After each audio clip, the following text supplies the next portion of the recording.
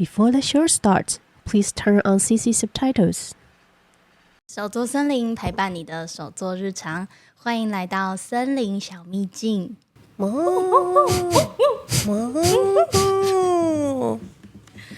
没有觉得今天有点不一样？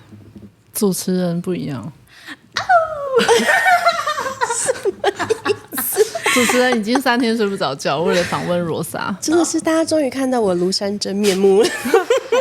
害怕的正面那个180度的样子，不然通常都是只有这一半。真的吗？从那边对啊，我在画面里面，因为我都这样跟你们讲话，所以你们只会看到我这一半的侧脸啊。好啦，我们今天要来聊什么呢？我们今天的大主角就是要来聊 Rosa 到日本打工度假的经历。要回想一下。真的，因为那这已经是大概不要说，不要说，请说，不然他待会那个题目没有办法进行。你会感受到那个年代的落差。对，主要是这个啦。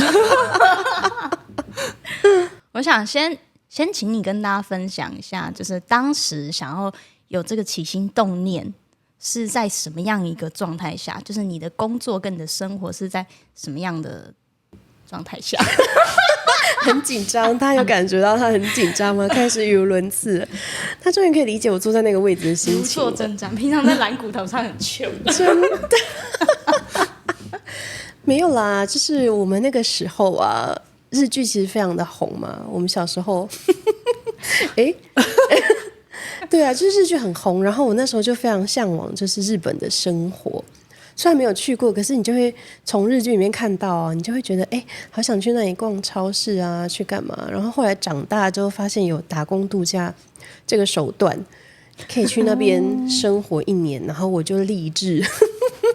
所以你已经很早以前就这样想了。对，我大概是五专的时候吧，大概就是10几岁的时候，我就想说我之后要去日本打工度假，所以我后来开始工作之后，我就慢慢的存钱，然后就开始学日文。他是为了这样学日文对，所以你是哈日族？我没有到哈日。哈日听起来很严重，但是没有这么严重。我没有那么严重，我只是想要去那个国家看看而已。但是我并没有特别迷恋什么偶像，没有在追星啦。所以就是很喜欢看日剧，很喜欢看日剧，然后很喜欢他们在里面那个生活的氛围。对，你就会觉得哇，就是干干，而且他们以前的日剧都轻描淡写的啊。例如你最喜欢什么日剧？我跟你说，我真的是这一讲出来，真的是没关系，你就说你大概3 岁的时候喜欢。我大概3岁的时候看了那个《东京爱情故事》。真的听不懂怎么办？东京爱情故那部真的非常的经典。完蛋了！你现在可能可以找到，虽然画面模糊，但还是可以看出现。对，而且它还是4:3的。对。那时候就是在你那个年代，没有关系。当时对，在当时就是日本真的是很盛行的嘛。当时日本的文化，当时根本就没有韩剧这个东西出现。以前真的是日剧当道然后电视上面都是日剧，都没有韩剧。那时候韩剧还没有进来台湾，没有像现在这样子。而且那时候日剧几乎我全部都看过了。我也是几乎全部都看过，能看的都看了。然后有的看好多遍了。对，而且以前的完蛋了，年代感一直出来。以前电视是没有原音的，它就是都是配音的状态。真的吗？完治这样吗？对，以前都是你要特别转到某几台，或者是你电视要去设定成它。我现在要听原音，双声道，你才有办法听到就他讲日文的时候。那你会故意切，就是对我就会想要听，但是有些没办法切，有些没办法切，它可能原本就没有双声道。韩剧是不是也是类似的？对，有一阵子韩剧刚进台湾的时候也是没有双声道，所以就会听到。你会发现，你如果用听的不去看那个剧情呢，你就会觉得这个怎么是跟上一个主角同一个声音？对，应该都那几位啦。对啊，然后你就分不清楚他到底在演哪一出。而且我觉得，其实日剧里头的一些场景啊，还有那种生活的感觉，其实跟实际在日本生活感觉有点类似。有点类似，就是如果你真的只是去那里生活，不是去旅游的话，其实感觉差很多。然后我就是很想要去那边生活。所以就是立志，就是我要去哪里打工度假，这样只是说因为存钱的这个过程花费太多时间，所以去的时候就是年纪已经颇大，但重点是存钱到底要存多少才有办法去啊？就是看你要怎么在那里过生活啊。因为第一，你去就是你必须要有租金的问题，然后还有在你还没找到工作之前的那些生活费，就是看你要把自己压缩到什么程度。我是以很底线的金额10万去的，左右，差不多。对，但是那个就是第一个月就全部花光。那你除了就是存钱这部分，你还做了其他什么样的准备？准备其实就是日文吧，所以你就是念日文。我是为了要去打工度假，我才去考证照的。哦，打工度假需要证照吗？他没有要求，但是你想想看，如果你是一个什么都不会说的，你有办法在那里过生活吗？而且没有办法工作，因为你知道我也就10万块。哦，对。但是如果在那边要工作的话，他有需要看什么资料吗？不用你也不用会准备吗，他们只会担心你这真的可以打工吗？对，因为像留学生嘛，留学生他们的 visa 是一个礼拜好像只能做20个小时，它有限制，他有限制，所以他就会问你说你这个是可以工作多久的 visa？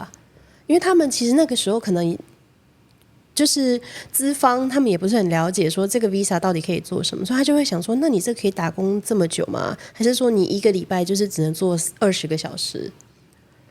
一个礼拜20个小时，对，留学生只有这个规定，很少，对不对？对，很少。但是打工度就算是打工假就是随便你，你就是可以做正职的工作，如果他愿意聘用你的话。现在规矩不知道有没有改，但是我想应该差不多啦。那你那时候去日本的时候，日文程度是到什么我那时候其实考了 N2， ？N2 很前面呢，那是旧制还是新制？旧制，可是旧制跟新制的2是没有分别的，对它是下面把它拉出来嘛。因为以前大家都会反映说3跟2跳级跳太多了，什么什么的。对啊，但是我就是考了旧的3，然后再去考了旧的2。但是我考试就是只是为了说要强迫自己学习啦，因为我真的很怕去那边1个月就回家因为你知道真的有可能，因为找不到工作，然后你就没有钱啊，那你要怎么办？你只好回家啦。所以你当初就是抱着必死的非决心去不可，我一定要在那里待满1年，我才回对来。我才要回来，所以我就是奋发图强，开始念日文。但是很多就是不知道以前啦，就现在的话，去日本打工度假其实有很多代办可以帮你处理那些住宿或者是连住宿都可以。对，可以，公司宿舍什么的。对，因为但是代办有很多啊，就是去度假村，你知道吗？就是可能去白马或什么星么地方野啊，或者什么对，然后就是你就在那边，他就包你吃住，可是你薪水就会比较低。但是通常他也都在乡下地方，因为就是那些温泉度假村什么的，然后你就可能你平常休息你也没办法出去外面，因为太远了。对啊，对啊，而且也没有什么交通工具。对啊，就是可能公车吧，那一天可所以能来几班那一种。原来是代办通常是这一种的比较多啦，因为他们可能就是方便帮你找工作，但是他不对，所以他不可能是市区你想要什么工作就有什么工作，没有，他是大概固定那几种啊。什么很远的 outlet 啊之对啊类的，但是就是通常会是有包吃住的，但是就是薪水会比较少。有一些是这样，我有听过。所以他如果温有一些是这样子泉旅馆就是睡在温泉旅馆里面，对他可能就会那也蛮好的啊有就是工作人，但是应该不会是客房啊。怎么每天都是泡温泉？对啊，应该不会，他们应该有工作人员专用的房间啦。想太美好。因为我在想，他们平常的员工应该也有一部分是住在那里的吧，所以应该会有可能比较，就是不是像豪华客房那样子的员工宿舍。所以你没有想要往那一条？我没有，那我也没有钱，就是很穷啊，就是代办要钱啊。对，他会抽掉部分的，对，就只能自己找。他需要费用，所以我当初有找代，代办但是他没有代办那些其他，他就有代办就是那个签证的，因为你的可能是语言学校，但是打工度假的代办就是他专门帮你办打工度假，他就是要确保你有工作，所以可能就是形态会不太一样吧。我觉得很多人应该非常想看这一集，因为连我都很想知道。但是是不是30岁以下才有机会？对，然后我跟你说，你只要在31岁的生日以前飞出去就可以了。前一天也可以。对，就是只要你的你的 visa 不要过期就可以了。所以你在31岁之前，还有机会，就买到机票就可以。对，你只要出得去就可以了。所以你当初是压线吗？没有到压这么压啦，但是就是快要30岁的时候才出去的。那是只能去1年哦。对，他只能去1年，像澳洲好像可以2000什么的嘛，但是日本不行。但是他有可能说，例如说我现在申请正职啊，他帮我申请工作签，可以，如果你找得到的话，但是很不多啦，因为他们要做这件事情，他们要花很多钱啊。所以除非你是，因为他们后来不是发明了一个什么高技术人员，你可以去申请一个居留还是在留的资格嘛，除非你到达那个程度。不然他干嘛为了你一个就是外国人，然后还要付这么多费用，然后办很多事情，然后让你留在那里工作？我知道很多人就是打工度假，像去澳洲打工度假，他们就是希望可以真的存到1桶金。但是去日本打工度假的那个氛围是不是又不太一样？不是以赚钱为目的的。你如果真的要以赚钱为目的，就是去澳洲。大力推荐大家，你在日本再怎么省呢，也不可能赚得像澳洲这么多。对，因为你就是它的消费非常的高，那消费很高，不是说其实那些生活用品起居啊都便宜。如果就是像主妇一样，每天就是去买菜干嘛，就是只是在那边过生活的话，我觉得是 OK 的，但是可能也没有办法到像澳洲这么多。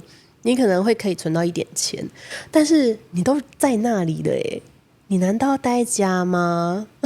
而且交通费也很贵，交通费非常贵，所以你出去玩的时候最大的开销其实是交通费。真的哦，交通费很贵，非常贵。你随便坐都是大概800-900啦，差不多。就是如果你要去比较远的地方，如果你还要再坐新干线的话，破万了。对，所以其实交通费很贵。那你也可以像我们之前那个年纪有讲到坐青春18，但是青春18顾名思义就是年轻人在用的东西，你时间很多，但是你没有钱。你就可以用那个青春18那个票，他没有规定你几岁可以买，可是你只要买那个票，你就只能搭普通车，就是不论去哪只能搭普通车，你就是不能搭对号，也不能搭，最多只能搭到快速，就是非对号的车子。就是例如说，你从东京到大阪，只要3个小时，然后你只能搭普通车，那是新干线的话，你就可能要坐一整天，对，好几天。就是青春18，我曾经搭到静冈去哦，我曾经搭到仙台去。静冈大概就是、真的不行，真的不行，因为你中间还要转车。这种普通车是没有再给你直达这么长的距离的，就一直弄来弄去，然后又不想睡着，又过了又再回来，你就会要一直转车，然后就一直只能转，就是有点像我们的那个电联车啊，你就只能坐电联车，不能坐自强号。天哪，就是对，有时间，那你有时间没有钱，你就可以去用那个票。所以我在那边，我好像有用过2次，我用过1次，就真的没有钱嘛，然后反正就时间很多，然后你会觉得哦，好到这回本了，可以差不多了，差不多到一半就可以回去了。而且我们刚刚说的3小时是单程哦，你要想你回去也要这么多时间，回去就花钱好了是吗？没有办法，就是你要算好时间啊，回去就是这样继续扣回家这样。所以真的是重在体验。重在体验，因为我真的是从去到回来没有存到1毛钱，有干哭吗？我真的是花干因为我没有非常执着在我每天都要工作很久很久这样，因为就是想说有赚到，然后可以过生活就好了。而且那时候我们就是日币最贵的时候，现在是我跟你真的说，我去的时候是0.38，我真要讲，只是我怕大家查出那年是多少年，回去看0.38，对0.38，你想想看，跟现在的汇率，我的学费就差多少1倍了，对。好可怕哦！你看我的资金顿时减少1半，10万块就在那里变很小，25万而已啊！25万真的不能干嘛因为他们那边也是一样，他们租房子也是会有一个押金跟一个定金，然后就是各1个月，所以就是各2个月，再加上房租就是3个月的钱。我记得我的房租是8万多日币，我跟你说我的房租是4万，可是我的房间是跟别人一起住的哦，然后是榻榻米，然后2个人住6铁。6铁是什么？6铁就是榻榻米的6张榻榻米的意思，然后2片是1平，2片是1平，就是3平的一个房间，一个人3平，是2个人3平，然后1个人要4万块日币。然后你看我以前就大概1万多，对不对？非常贵。对，然后你看我缴了3个月，因为还有定金，如果10几万嘛，我一半，我的资金一半就再见了突然可以理解坐电联车的那个，没有，因为你什么都还是要省，但是你还是会花很多钱。对无法预期什么时候会突然用到什么钱。对啊，就突然怎么了？所以还是要保一点钱在身上。但是我其实因为我找工作也花了一段时间，你不是去马上就有收入啊？那你找工作做完，你还要等他发薪水。然后我少了一两个月的偏偏找到了一家25号发薪水。你们可以想象吗？你这个月工作完，下个月25号才拿到钱呢、然后拿到又有点是接近2个月，拿到又是前面你那个不完整的1个月的那些少少的薪水，我真的是我印象非常深刻。我那时候第1个月的薪水还没下来之前，我真的是没有钱了，我就去跟我室友借。那还好，还有得借不错。我就说我真的没有办法，可以借我几万块嘛？这样，所以他就是有跟室友借钱，然后才还这样。你当初是在什么地区？就在东京，然后区域是有点靠近三鹰、吉祥寺那条线啦，黄线，总武线。听不懂，我知道，在上方。就是总武线中间啦。但其实总武线位中间啦置已经很好了啦，中间位置很好。我那一站叫做阿萨嘎亚，它就是在中野跟那个吉祥寺的中间。其实那边生活环境很好，其实蛮好的、欸。对啊。然你当时有后特别选过吗？就说我就想要在这个区。没有，根本就不了解那是哪里啊。说实在的，但是选东京也是你本来就想选。对我本来就是想要选东京，而且那时候找房子是我们是上脸书，有社团，就是帮你找房子的社团。那时候啦，然后就是刚好有遇到，就是那个房东是会讲中文的，他是一个日本人还是混血忘了，然后他会讲中文，所以就是比较好沟通。然后我们那一栋里面全部都是台湾人。哦，真的哦，那好会做。你刚开始去的时候就还没租房和住哪里？没有，就是去之前你就要先跟他讲好啊，然后去看完就直接租了，就是他会有照片啊什么的，然后去就是直接签约了。好可怕哦！没办法，你只能赌了。那他们日本有说租房一次一定要租多久？最少都是1年啦，通常是这样。好可怕！那这样下去就没办法回头。可是因为我们那时候也有就是间接认识其他的室友，就是可能他已经先比我们早1-2个月去，然后是住在那一栋房子里面的其他房间的室友，这样我们也有联络，这样就可以问他，就是稍微问一下，就状况感觉好像还好好玩 OK 哦这样，其实蛮好玩的、好冒欸。对啊，你有看过一部日剧叫《为了恩》吗？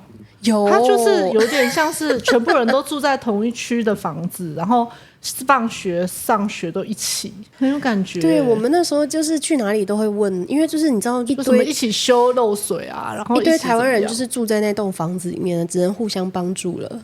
所以你的室友是台湾人，是有整栋都是台湾人，然那后这样还好。我房间的那个个室友是我朋友，因为我就约他，我就问他要不要一起去。难怪可以开口借钱。不是，我不是跟他借，我是跟别的室友比较有钱的那个室友借。对啊，对啊，很辛苦，真的很辛苦。就是还好有人陪我去，不然我可能也是会怕怕的，就一个人这样。啊，我没有想到，我以为你就是一个人单枪匹马说好，我要去这样。没有，就是还是先找了一个人，问他要不要一起，因为他就是也很有兴趣，然后我们就是一起去考日检。但那时候打工度假流行，其实没有很流行，那个时候我也不知道算不算流行，没有像现在这么流行。我不知道现在是流行吗？就是比较感觉比较多人知道。以前真的比较少，而且那时候不能讲，刚好有个大事件发生，所以去的人可能比较少，这样。偷偷讲一下什么大事件？就311地震啊对，没错的隔一这里年要剪掉吗好啦，没关系啦，就是我是311的隔一年去的、对，没错。所以那时候就比较冷静。那时候就比较少，因为怕危险呐、第一怕他们在震嘛，然后再来就是我去之前就很多别人旁边的人就说：“哎、你记得去啊，不要吃海鲜啊什么。因为那个不是说辐射，就是都已经在海里面然后水吗不能喝生的，要去买矿泉水。然后就是不要去什么地方啊，不要吃什么生鱼片啊什么的。然后我们那时候在那边呢、就是他也会分哦，就是他会告诉你产地嘛，那不是有特别福岛的就会特别严重的区域对，它东西会特别便宜。因为他们可能其实不是为了说他东西不好，而是他为了那个算什么振兴地方，而且告诉大家，对，他会振兴地方，就是提升那个买气，所以那个地方产的东西都会特别便宜。然后你知道我们就是穷打工族这样，我们都看价钱买东西了。我一开始都没发现然后后来是我室友跟我说，你知道那个是那边产的吗？我说我不知道。狂买那个青椒啊，对啊对啊，那时候吃好多，因为它就会比别人便宜个几十块啊，对，不小心就买下去了。先活下去比较重要。对啊，先活下去比较重要。什么辐射，都没钱吃饭了还辐射，贵州还聊聊。对啊，没有啦，到现在还蛮健康的，所以我觉得，而且我刚好也是那几年在日本，对啊，就是那几年，就是那几年，对啊，没错。那你刚到日本的时候，因为你说你日文已经读到 N2，那你到那边的时候交流上有问题？我跟你说完全不行完全哦，是完全不行。他们那个语速快到你没有办法反应。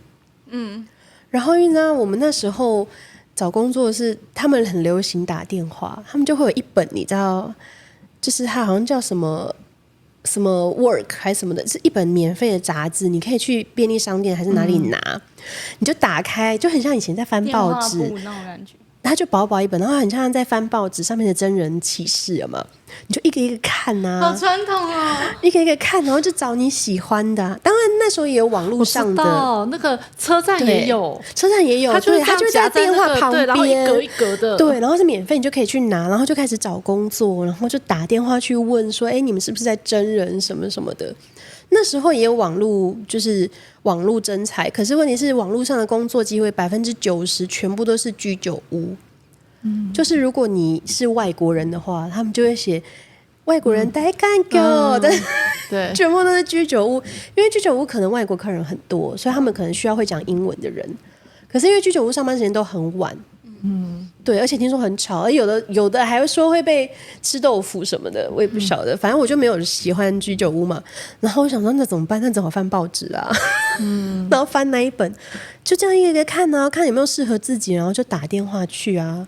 一天有没有打10通？而且我跟你说打电话超可怕的，我跟你说，真的超可怕。我只打了2通还是3通，我就放弃了，因为我第一通我真的是按下去那一瞬间，我真的是紧张到一个，然后对方可能就是他没有想说你这个外国人到底可以听懂到什么程度，他就这样噼里啪啦噼里啪啦，然后他就讲他的，对，他就讲他的，然后我就听不懂，我也不知道他在问我什么。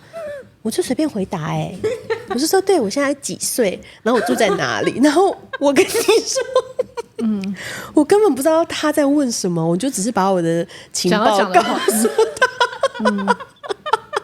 因为你知道吗？你看，我现在在找工作，因为你知道你看不到他的脸，你没有办法沟通，因为只有声音的话是非常非常困难的。他们电话真的讲很快。而且因为他们那个前后的那些就语助词对他前面就会先说一那个串说谢谢你打电话过来，这是什么什么什么公司，对我是谁，你好，然后他都会用敬语，对，然后才开始问你，就是才开始状况进入主题，这样，所以前面那一大串也听不懂，然后你知道我也不知道他在说什么，然后我就是随便回鸡同鸭答，讲，然后电话就挂掉了，他会想说，喂，然后他想说这个人これ無理かな？对啊这是，什么啊？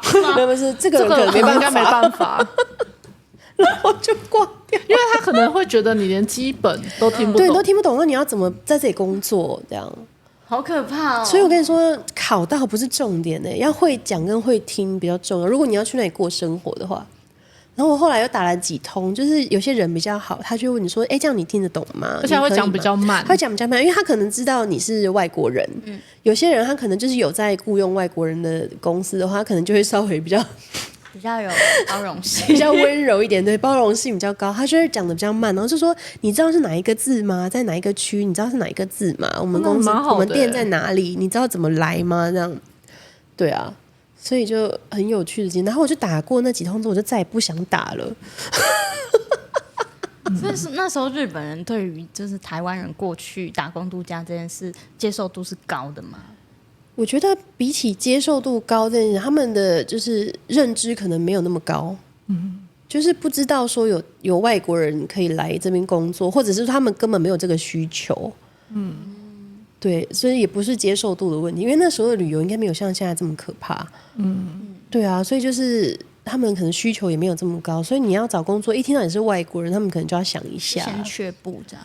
对，但是我有去应征一个叫做卡列诺欧萨玛咖喱的王样，就是连锁店，然后是卖那种咖喱的，然后我就去啊，然后那个姐姐也非常温柔，她就是一样慢的跟我讲，然后她就跟我讲说，可是我们这边啊有提供员工餐，但是每天都吃咖喱可以吗？いいですか？天哪，崩溃！私は毎日カレーなんですけど大丈夫ですか？就懂。我当下当然跟他说可以啊，而且他们就好，如果员工餐是不是就不用钱？不用钱，但是他就说每天都是那些咖喱哦，这样你 OK 吗？ OK 啦，都已经这样了。先硬着头皮上了再说。对啊，所以你有去吗？你就去了。我后来没有去，他有跟我说我录取，可是我因为后来我录取了另外一间我更想去的工作。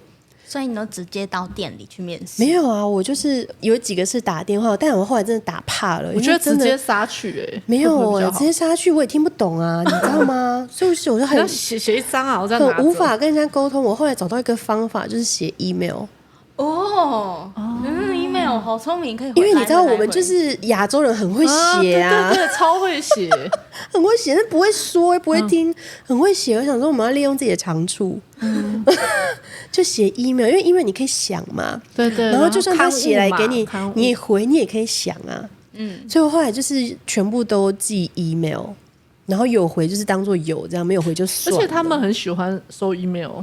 他们很会收 email，对，很会，什么都你 email 给我。而且我那时候找到了一个就是专门就是在争咖啡厅的人的网站，所以它上面的所有的职缺全部都是咖啡厅。哇，超会找！我就一个一个在那边写 email 这样。那个网站还在吗？那个网站我不知道还在不在，可是我当初发了一篇文在 PTT 上面，推荐给大家。推荐给大家去那里找，就是怎么样在那边找到咖啡厅的工作。因为我其实，在那去之前，我就是在饭店里面做甜点啊。饭店，然后我就觉得我就是想要去咖啡厅上班，其他地方我都不想。你想要让你的就是专业是同对，然后我想说这应该会比较有优势吧，这样，所以我就是只想要找咖啡厅，然后我也不知道怎么找到那个网站，我也觉得好神哦。那你之前是学甜点的哦？我不是，我是学国贸的。啊？甜点是我这大概出社会2-3年之后，我就辞职，然后去上职训局的课，就很想学甜点，很想学，然后去考证照，这样。哇哦！所以你也是证照魔人啊？没有魔人，我只有那一张。所以你就很喜欢，所以你很想要去那边咖啡店做。我就是觉得我就是要工作的话，我就想要在咖啡厅里面上班。我小时候的梦想就是在咖啡厅里面上班。我觉得好酷哦！就是很小的时候的梦想竟然实现哎。对啊，而且我还记得我那时候在五专的时候，就跟我同学说，我以后一定要去咖啡厅上班这样。而且我还说我一定要当咖啡店的店长什么，后来都实现了。对啊，哇哦！小时候的梦想哎，小时候梦想就实现了。对啊，然后反正就找到那个工作这样，然后我就把其他的拒绝掉了。在哪里啊？咖啡？那时候在吉祥寺啊，就离我家好近哦，坐电车2站就到了。梦幻地点。坐电车2站是就7分钟就到了。以日本来说是很近啦，台湾是觉得有点远这样子。对，没有离家这么近。没有，你知道吗？我家走去车站要15分。你没有买脚踏车哦？没有，我就因为不需要，就坐电车去啊。对，日本人很爱骑脚踏车。对啊，因为他们如果你要比较便宜的话，就会住在离车站比较远的地方。所以他们很会房租就会差很多，穿裙子，然后一边撑伞骑脚踏车，对，真的是他们的技能。又骑脚，就是他们学生穿短裙，然后加撑伞啊，然后飞起来，你要没有，它不会飞起来，它不会飞起来。我有观察过，就是反正房租会差很多，所以就会住在比较远一点的地方。然后我就觉得走路15分钟还可以接受啦，可以啦，可以。我朋友我有认识朋友住在高原寺，他是骑脚踏车还要10分钟哎。但是就是房租比较便宜，但是那一站就满头大汗。因为高原是真的蛮贵的，而且那边真的蛮对，那个是一个很繁荣的站，很大的，还可以，没有到大，可是它就是一个很多人会来来往往的站，然后交通很方便，这样就会很贵。哇好远哦，天啊！对，所以你就要住在比较远的地方。但是我觉得早上然后去上班，然后经过那个路，然后吹着那个冷风，其实非常的舒压哎。我跟你说，我没有在上早班，你是几点上班？早上起不来。我是上晚上至12点半，什么？上到晚上9点半的，没有啦，是中午12点半的。想从晚上12点，他们跟居酒屋一样。有一阵子我们换了一个店长，然后他就开始让大家可以轮班，有没有？就是就变你有的人是要上早班早上，有的人是晚上。我跟你说，起不来不是重点，因为他们其实我们那时候超过9点以后，他有一个新压贴的，就是一个晚班的补助。然后自从我上了早班之后，我钱就变少了。但是其实晚班也到9点半，也没有到真的很晚啦。对，但没有，我们会收到大概10点10点半。现在他是9点半之后开始会加一个补助金这样子，津贴啦，晚班的津贴。然后我就发现，我天啊，我一个月少了2万块日币，然后我想说不行这样很紧。然后我就去跟店长说，我愿意一直上晚班。因为刚好有同事很喜欢上早班，我就说，他说他要上早班，好会瞧，好会瞧、对，因为这样就可以慢慢悠闲的起床。对，因为有些年轻人他可能晚晚上想要去干嘛，他就想要早上，就是5、6点他就想要下班啦。可是我没有啊，我就是想要钱啊。对，我5、6点回家也是回家啊，对我来说没有什么，我就是没有要，晚上我就不太出门这样。然后我就说，那我要上晚班，我就一直都给我上晚班，没关系。对啊，我也没想到今天会差这么多。那你感觉本来就已经对日本有一定程度的了解，但是你到那里真正生活之后，你有觉得受到什么文化冲击？我觉得没有到了解，我们看到的都是一些不了解，有它就是一出很大的日剧。对，我对日本的认识就是日剧跟动漫啊。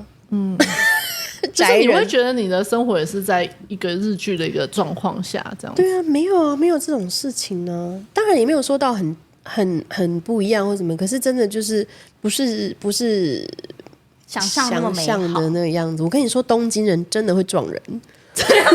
什么叫撞人？你说这样对啊。我跟你说，你去车站，尤其是越大站，你就是会被这样撞一下，左右两边一直被撞，而且他们完全，你走路就会一直被这样，你走路这样，他们完全不会回头跟你说不好意思，他就走掉了。所以后来我也不会说不好意思。我第一次被撞的时候，我整个在那边吓呆3秒，我想说。而且那个人已经不知去向，不知道去哪里，就是觉得你被撞了一下这样。真的没有啦，因为他们真的赶时间啦。对，他也没有要跟你说不好意思，因为他可能也不知道你是外国人，他可能觉得，因为我们就是亚洲脸嘛，对，他可能就觉得你也习惯了。好可怕，被同化。所以你12点你也不需要挤电车不用。我跟你说，我就是去跟回来我都坐着啊。然后都没有人啊，超棒的！因为你知道我们那条线啊，你早上去新宿上班的人超多，可是因为我是反方向因为我会去你们那边转车。我告诉你，你没有等到3台是挤到3台都上不去，那真的是沙丁鱼然后一开始你就会远远的，就会想说，3台有满满的，我不想进去。到最后发现不行，你一定要进去啊！我这一档一定要进去，所以就用塞的。我真的是亲眼看到人被推进，就是那个站会有人在外面推，站务员真的，我真的亲眼在那边看过他把你推进去。你就是站在月台，对不对？门开了自动，你不用脚不用动就进去了。就是有人从后面这样，后面就有人把你推进去。我跟你说，那个而且下班也是啊，从新宿回来的人超级多。然后因为我刚好都是反方向，他竟然坐着所以我上下而且都没有什么人，我每天上下班都坐着啊。但是你也不用挤，而且你又不用挤终点，不用挤终点啊。就算是终点那个方向也没有人坐。你知道我好多次被挤到我的脚是悬空，你知道吗？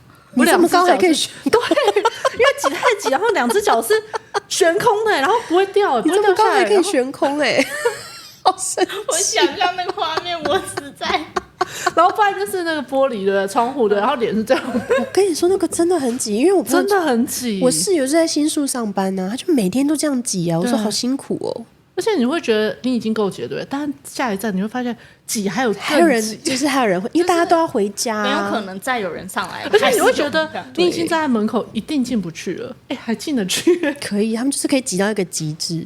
然后你知道，如果你真的要挤电车，当下你会有非常的挣扎，因为有2个选择。第一个，你不要那么挤，你就坐普通车，可是就要很久。那如果你要做快速的，它可能少停的几站就会快很多，但是你就是要超级挤超级的。那 I 人怎么办？什么 I 人会崩溃吧？就是像我一样找一个反方向的工作就因为真的很急，像有几次我为了要带行李箱，就是去上课，因为我有时候要带行李箱，我后来决定不带，因为我觉得实在，你知道他们会这样挤不进去，想说你怎么这么大的东西在那边？对，所以后来我就是用抱的，因为你放在后面是很不礼貌的嘛，就是抱着，对，然后就就是不是所有的人都像你看到日剧上这么温柔啦。但是那可能是他们的民族性，就是架拐子，其实是他们就是民族性就是这样，他也不是说故意要这样对你，他们就是这样活过来的。对，因为其实真的人太多了，所以你不用挤电车，真的太棒了。对啊，我觉得很悠哉的过了，而且我一整年都在那边工作，我就没有再换工作。啊，真的、那你为什么不继续待下去？我有问啊，我在要离开前2个月就开始问说，你们有要在台湾开分店吗？还是说你们有需要讲中文的人吗？什么什么的。但是那时候他们公司还没有那个拓展的计划，这样就没有下文。反正我就回来了。那他现在有在台湾开吗？也没有。我跟你说，这是一个非常离奇的故事。怎样？兴奋！他们后来真的来台湾开店了。然后他们还透过我那时候的朋友的脸书找到我，这样问我要不要去上班。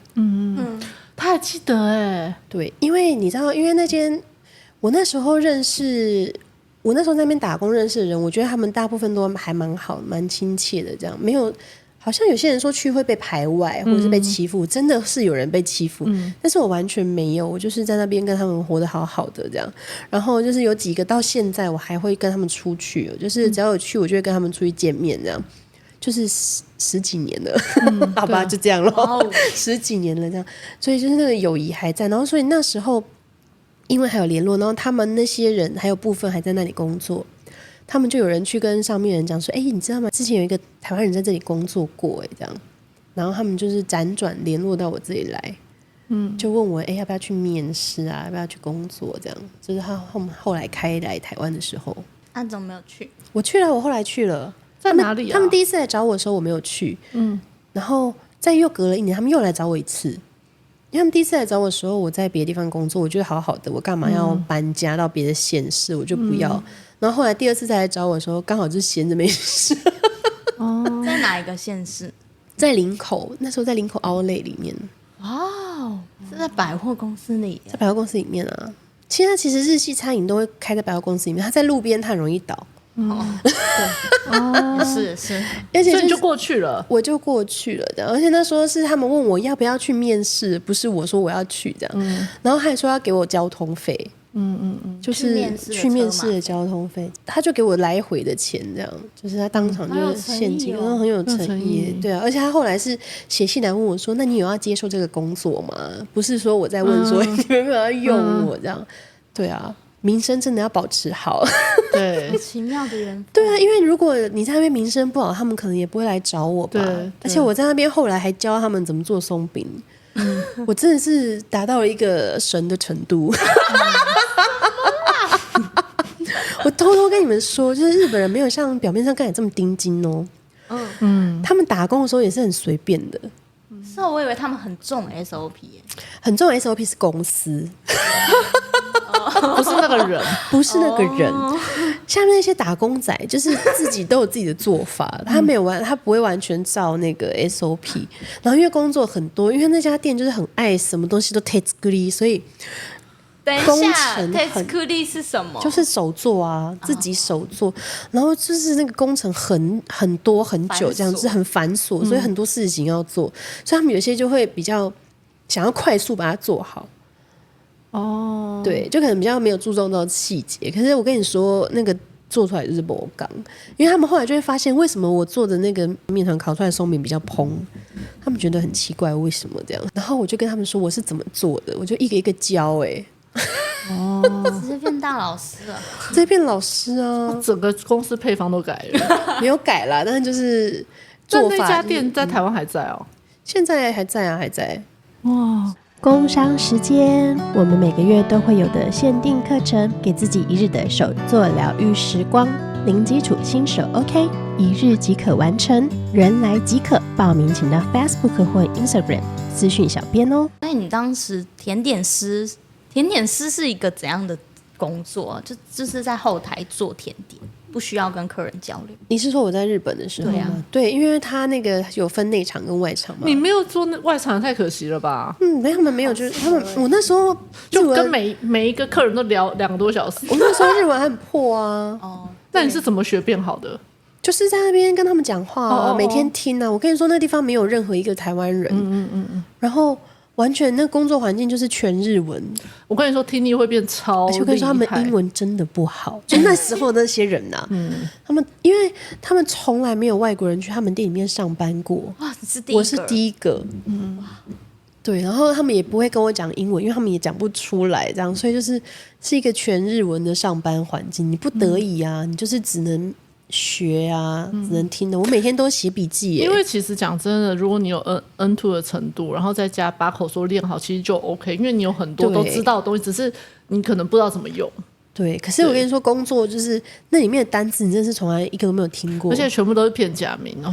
对，片假名集合的时候，我也会。真的很难，因为他们就跟我说，你可以把那个水桶拿来吗？我根本听不懂水桶是什么。我觉得然后他们就会边指着那东西，然后边重复跟我说巴克子，然后你就然后我就开始抄啊。你那时候也写笔记是不是？我回家都要复习那些单字天哪，哎你，每天除了做甜点之外，还要狂做笔记，我要狂写笔记，然后我回家还要复习那些单字哎，因为我就不喜欢人家跟我讲3次我还没听懂，因为你会觉得别人会不但会觉是你知道吗得不耐烦？？有时候还是真的没有听懂。对，但是就是要想办法把它记住你啊。会装懂吗？一开始我一开始不会装懂啦，我就是会其实你的表情就诉说一切。对啊，我就是两眼空洞这样，到底在说什么这样？对啊，但他们对我讲话就是还是会比较慢。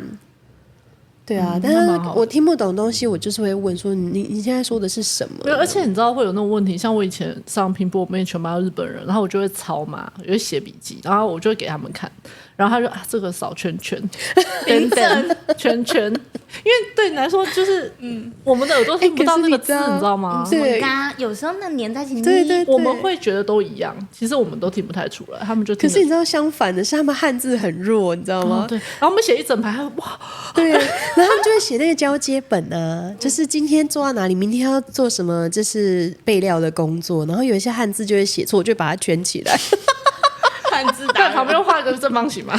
我就把它圈起来，然后写对了在旁边。然后我就跟他们讲说，纠正别人啊？我都跟他们讲说，你们可以尽量写汉字吗？这样我比较看得懂。因为有些字啊，你虽然会，可是它变成平假名之后，你就会突然脑中一片我空白。们真的是开外挂，我所以他们是们台湾人。习惯写平假名。对，因为他们汉字不好啊。哦，然后他们就会说：“天哪，你汉字好强我哦就！”想，我是台湾人。我说我是我的母语每个字都是汉字，这样。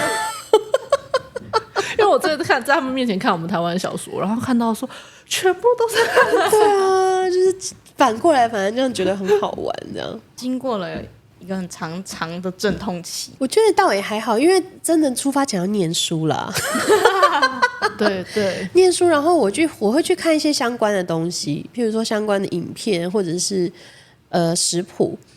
就是去记食材啊什么的名字，这样我觉得那会有一点食材很难，对不对？食材好难哦，食材真的困扰我非常的久。而且可能台湾讲的是这个方式，可是他们对，讲的而且他们有些是另外食材，它只要是西洋来的菜，就会是西洋的名字。对，讨厌直翻。然后你知道我们那时候英文也没有多好，你就会听不懂他在说什么，就是那个是什么菜啊？然后他讲了2次，然后突然想要英文，哦，对，就是你要去记英文，你就会非常简单。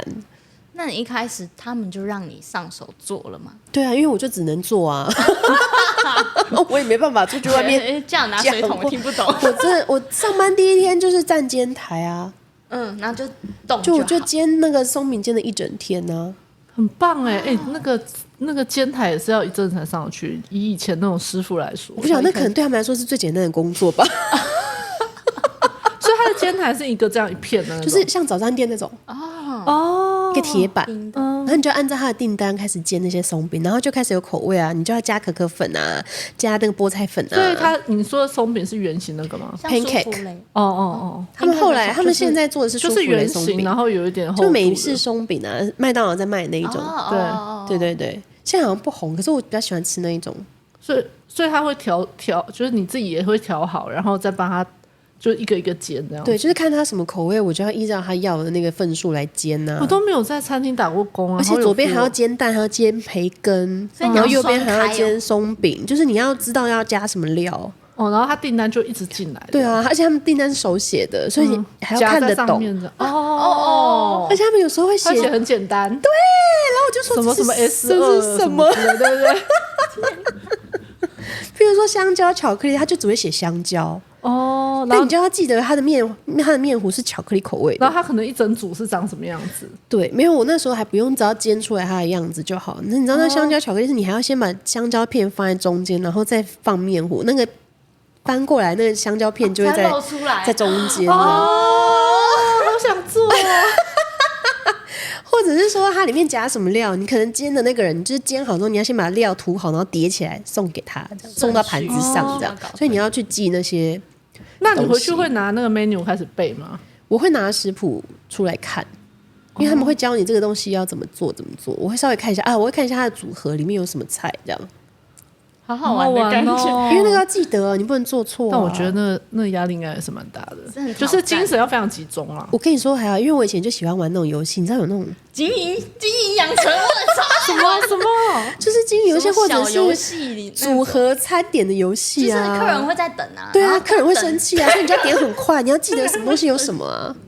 什么东西煮什么东西会煮成什么，真心建议大家想要去餐饮业上班的人，先去练滑鼠。那个真的是先去练滑鼠，我超强哎、是哦，哦，就是一个客人要什么，然后你就是然后你就要点去配啊，你要先煎肉啊，然后加汉堡啊，什么什么，然后你那要把那个同时还要按饮料，对对，然后他要生菜不要生菜，你要记得，不然他会生气。会扣分，overcook 啦。两个是 overcook 狂人，对啊，就是那个有帮助。有帮助啊，这对个大家有听到哦。就是逻辑要清晰啊，知道什么东西要咸，什么东西厚。对对对对对，那我也可以去一下。我觉得还蛮好玩的。啊，下次在楼下我们甜点店重新开张。煎台先准备好。哎、说那个煎台一个很有趣的小故事，是因为他们煎台其实很脏，你知道吗？哎呀，日本人真的是我们看看就好了。里面一堆美少女，但是厨房还是乱乱的。煎台它不是每天都要拿那个刷？对，可是你知道那个油啊，如果你没有把它刷下来的话，它就会越积越厚嘛，然后它就会变成一片黑。你们去看那个早餐店，它旁边就会一黑色的东对，就西在上面。中间那个比较亮而已。对，然后那个就会抠不下来，然后你就必须用很大力把它铲把它铲下来。然后因为我就偏执狂啊，没办法忍受它那个样子。然后因为我一天也做不了这么多，你知道吗？然后我就开始一天铲1公分，就是你知道那黑色的那个你给自己 KPI 哦，那个胶痕，我就是告诉我自己一天要铲掉1块这样。那很用力我吧？跟你说，等我站完那个煎台，过了大概2个月、3个月之后，这是跟新的一样哎、哦，因为那个边边那个角，我全部都把它刮下来哎、我就是一天个刮一点。人的那个在工他作上们整个人就是你知道，他们每个人想说，哇塞，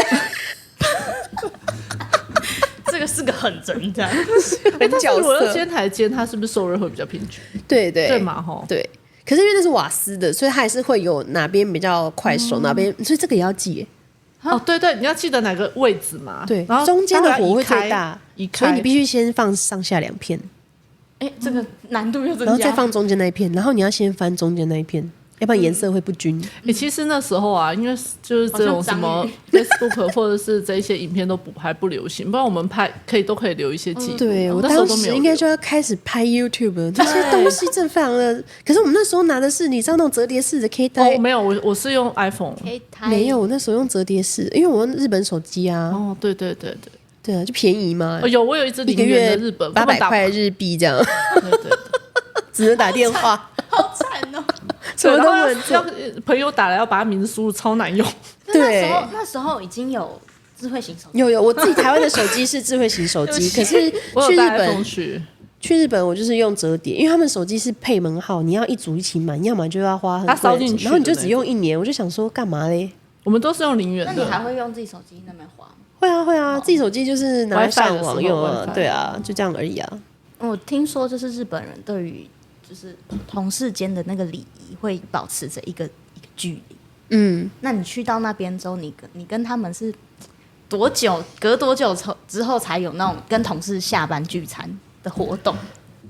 活动嘛，可是因为我们下班都很晚，晚班人表示，但是他通常一进去不是都会，我们都会先去吃，晚上要吃个饭，就是有点像欢迎新进人员。还好我觉得看公司没有，因为晚上进去就已经下班因为我们都几点了日剧真的看太多，真的没有这种事情嘛，才会有这种幻想没有啊，什么迎新他有空吗？他也不认识你，干嘛跟你去吃饭？就是新不然就人来了离职也会有。可是就是会有几个跟你比较合的，其他没有不合，但是年纪差太多，因为他们就是大学生呢、他们可能就是除了他可能1个礼拜只会来2天，就是你可能比较不常跟他有接触，所以就比较不会有交流这样。那有一些是正职的，就是他每天都会在那边的，然后要不然就是比较常出现的一些打工的人，就会跟我，然后刚好跟我年纪差不多，然后我们就是会后来就是会玩在一起。你知道我第一次要约他们出去的时候有多紧张吗？我知道，怎样约？因为就听很多那个谣言说他们就是会跟你说啊空的空，对下次，然后就从来都不会跟你出去这样，然后就跟你说好啊，下次一起去，然后从来都不会跟你出去，就是也没有跟你约咯，这就是没有在约。对，课堂我就很紧张，我想说我要约吗？那时候你还没有任何日本朋友，对不对？没有，我的日本朋友都是从那里认识的，因为我住的地方全部都台湾人嘛。对啊，然后我就想说，我一定要跟他们出去，就是吃饭或干嘛的。然后我就是好不容易开口了，这样，然后就好啊，来瞧看看时间，然后就结束了。我想说，不知道有没有进行。那你约他什么？你说吃饭吗？还是什么？我们好像约去吃下午茶吧，就是有休假什么。然后我就想说，这天跟这个人一起休假，我说我就鼓起勇气，你知道吗？我就说，那明天休假要不要去哪里？一个人吗？好像约2个还3个，这很紧张因为你就很怕被拒绝啊。然后想说，天哪，真的是热脸贴冷屁股这样。后来还好，他就 OK 然后就出去了。哇！真的非常紧张，然后后来就是有其中3个就是跟我就是感情比较好的，就是我们后来都会一起出去，然后包括我现在只要每次去日本，我就会联络其中一个，然后他就会帮我联络其他人，然后我们就一定会出去吃饭。好棒哦，很棒，很棒。他们也会来台湾，他们来过台湾2次啊，然后我就是也都会休假跟他们出向导这样。对啊，都会休假跟他们出去玩啊。对啊，所以还是交得到朋友啦。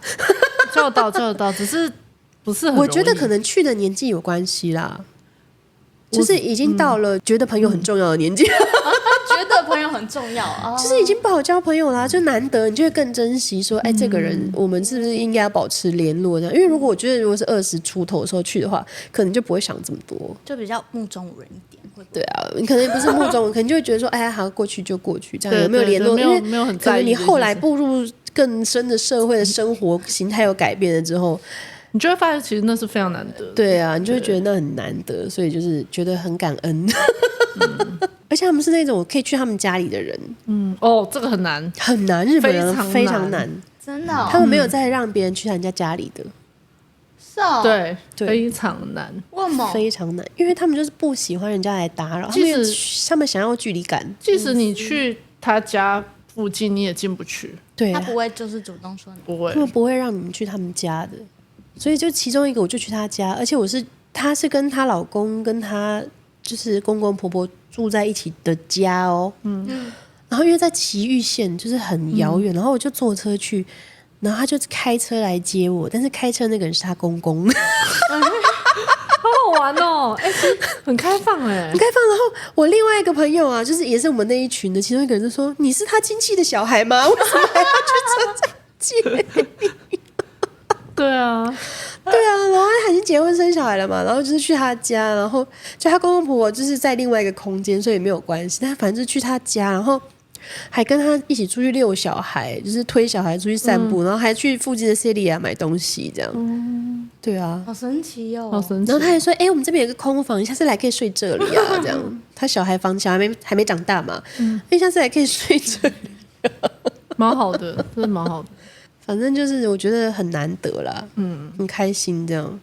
还有什么想问的可以问我啊？还有一个我那时候去觉得就是很好笑的事情是，就是我们那时候有一个就是语言交换的一个算是聚会吧，就是有想要学中文的日本人，然后我们就约在就是居酒屋，然后你知道，因为其实日本人去居酒屋啊，他们都是均分的，他们的习惯是这样。他们那一台可以均分，就点了多少点，不管对，然后不管你你吃什么喝多少，就是平分。就是你只要喝3杯，跟他喝1杯都是一样的，都是平分。对，然后他们点的东西就是 share，主要就是大家喝酒吃的嘛。然后非常好笑，因为我们那时候是应该是3个台湾人，3个日本人。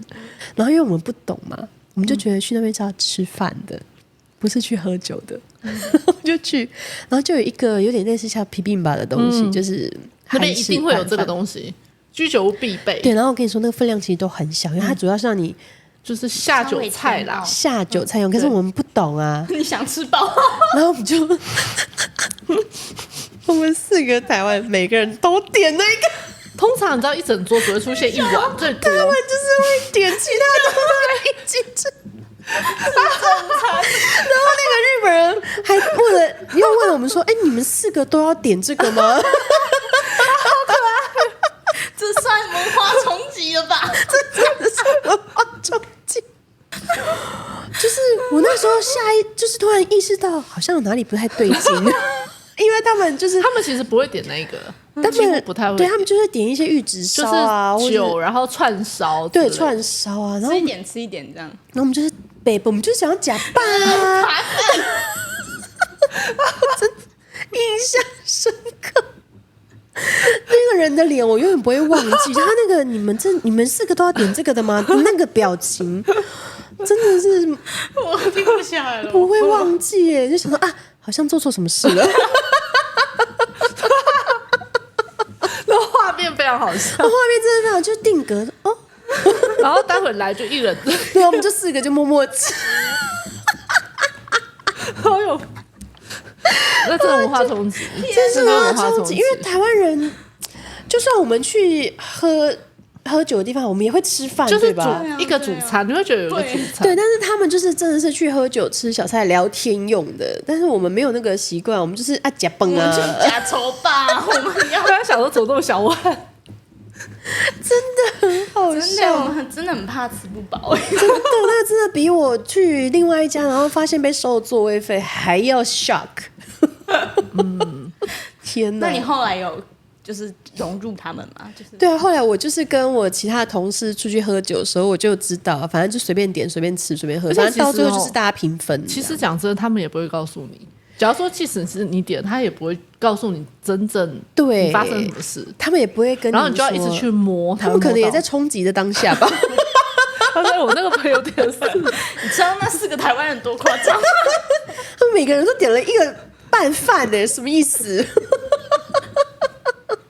这真的比被人家撞到还要对，还有那个电车很挤都，那个都还好。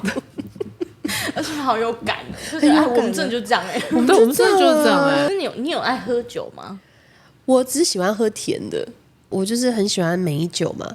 然后后来我就是买了一罐美酒，就是1.5公升的那一种，然后就是买那个气泡水，可以这样自己加啊，这样加一杯，美酒加气泡水，冰的吗？冰的，好妙哦！很好喝哎。我就是每天回家喝一杯啊，因为那个美酒1.5公升可以喝很久。我也要来建议试看看。真的建议大家留学生如果很穷想要喝酒的话，加一点水，就用这种方法，不用加水，就是气泡水，因为气泡水你买大罐的也很便宜嘛。推荐30米兹亚。哦，对，然后就买一根很大罐，因为那边的秋雅很便宜啊。我跟你说，你们有没有看过？就是大家会在那边等那个贴那个标签，就是特价标签。我会耶。基安，我跟你说，我也会等哦。然后你可能确定他例如8点半，对，我跟你说，他们有固定的时间，你要去摸透你家附近这间超市什么时候要打折。通常会是7点、9点、11点。我们家是8点半我们那边是9点跟11点，6个面包塞在一个，然后卖500块日币，我都会去买那个。哇哦，对啊，不然就是便当会半价，对，便当半价，因为超市的便当已经很便宜，然后它就会半价。它整个脸都是灯，我们就对我现在是对 spotlight， 然后我们就会去那边等啊，等它一贴，我们现在在那边看哦。然后你知道他会就从那边开始贴过来，然后你就看到很多人在那边等，先看好你要哪一个，他一贴你就立刻伸手，有时候会被抢走真的哦，因为有人会在那边等东西啊，其实很多人都在等，对啊，好可怕，因为就是差那几分钟，就价钱就差那几分钟，然后就半价，你就会想说，那我就等一下，日本人在抢，日本人也在抢啊，很多人在抢，那种幸福感，而且你会买到很多，就会很开心，就一盒一盒的。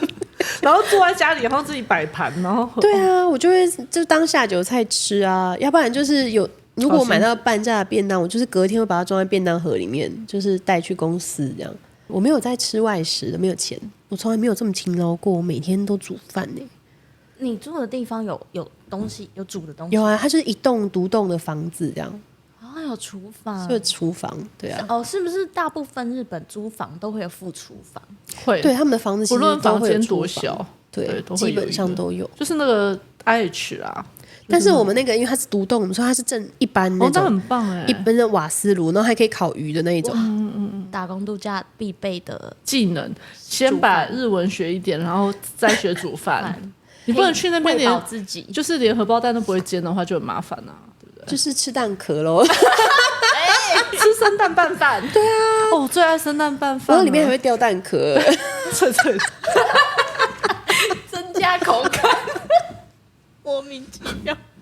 好啦，他还有一个问题就是如果有机会再去一次，还是会选择日本吗？还是会选择同一个工作吗？工作我想应该是会吧，因为就是你喜欢的工作发下啊宏，愿想做的事。对啊，而且我也没想到可以就是真的上了那个工作这样。其实我还蛮喜欢我们那个公司的，而且在那边也交到非常多朋友，到现在都还有联络的朋友这样。那你会给就是也想去打工度假的人什么样的建议？建议就是刚刚说的，真的先把日文学好，然后还是要存一点点钱，还是要存一点点钱这样。因为你不知道会遇到什么事情，可能突然需要用钱，或者是像我一样，可能没有办法一开始就马上找到工作，那些预备金你最好还是留着啦，就不要让你自己去了然后没有后路这样。对啊，对，因为有时候你真的1块钱都没有，真的就完蛋了，不见得可以遇到像我这样还可以借你钱的室友。而且我觉得如果要去住日本，我觉得我很推荐带大同电锅可是我去住1年，我觉得就算了。但是大同要非常好用啊，对啦，你知道，就是因为我周遭的所有外国人室友都非常喜欢我那个大同电锅，然后最后一天我就送给我室友，他超级开心，就是台湾名产啊，真的要带也可以，不带也他们只可以啦。会用微波炉是不是？没有啦，没那么就直接煮啦，夸张啦，直火煮啦。对啊。只是他就觉得说你那东西感觉很好用，但他们大概就是微波炉、平底锅跟电锅，然后我就只是想说也不要带回去，然后送他好高兴，就这样子。对，可以带一个小的电锅。那最后啦，就是你会怎么形容？就是等一下，对啊，怎么形容这一段经历？你会怎么形容你这一段人体提字机耶？空调？对你这一段日本打工度假这个经历，有没有影响你接下来回来台湾之后你的人生的对人生的看法，或者是对人生的看法，我觉得倒是没有很大的影响，但是我就是会开始想要劝旁边人都出去看一看。